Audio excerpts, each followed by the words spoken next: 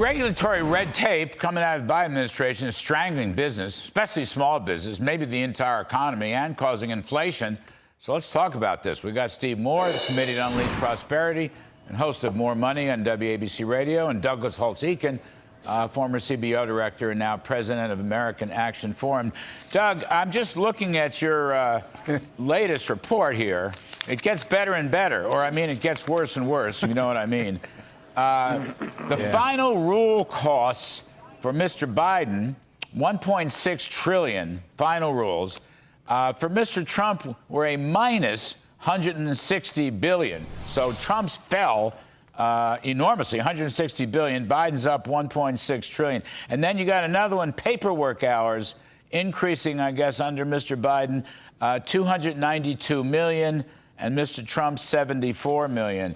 So, is there any end to this? And right to the end, they just keep piling this on? Is that what's happening?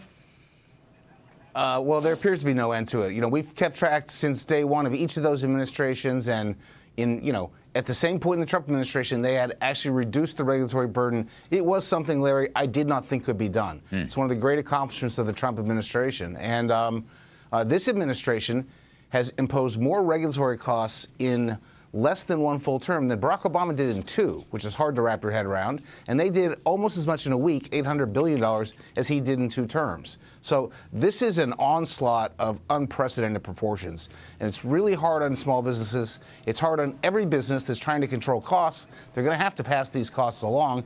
We don't need that in this inflationary environment. So this is a real Achilles heel for Bidenomics. This is something that isn't partisan. It's just a matter of adding up the numbers and reporting them to the public. It's a problem.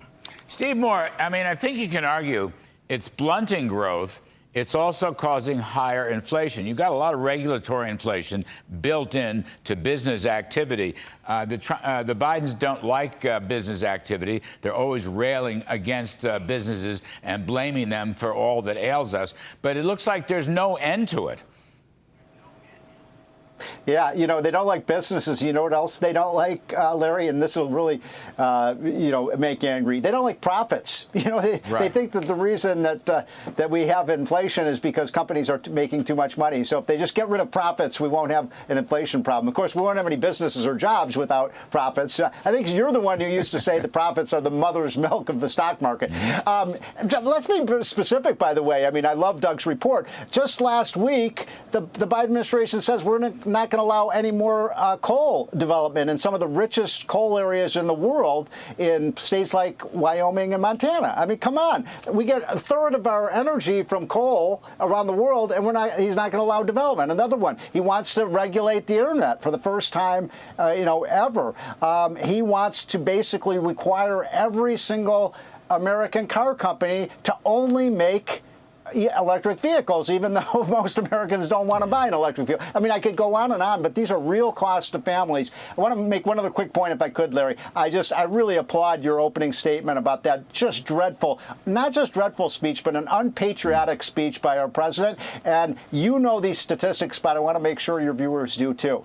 Under Donald Trump, lowest unemployment rate ever for black Americans, lowest poverty rate ever for black Americans, and the biggest income gains ever for black Americans. How dare they say he's a racist? Yeah, well, it's not so much that Trump is a racist, although that is implied, I suppose. But it's that racism runs the country, that this is some kind of white supremacist Jim Crow country. That is not true. Blacks have done very, very well, as attested by the data that we put in the riff and you're echoing. That's right. And actually, Doug Holtz-Eakin, just on this subject, we went through Morehouse College grads. Their first year jobs is 12% pay, 12% higher pay than the national average. With a gilt-edged list of employers. So Biden is not only being racist on this, he's also wrong, factually. They're doing great.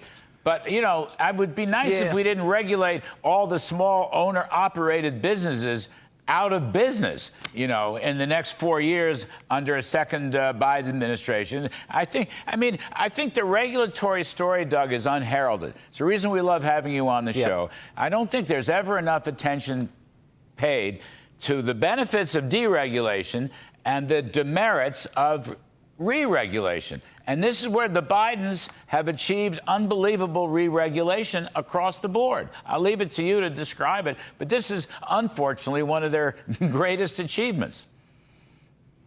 Well, and they're certainly trying to cement it. So one of the things that's going on right now is they are pushing regulations out the door as fast as they can, so that if it turns out to be the case that Donald Trump is elected president, Republicans control the House and the Senate, they cannot roll those regulations back. If they do it at the midnight hour late in his term, they can be rolled back. We saw that in 2017.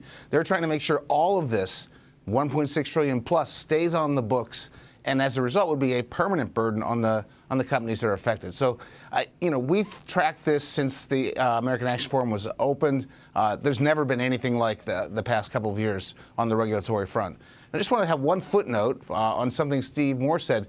This whole notion of greedflation, profits driving inflation, has just been debunked by the San Francisco Fed staff. Yes. That's a nonpartisan group, Yes. and they just said, look, there's nothing there.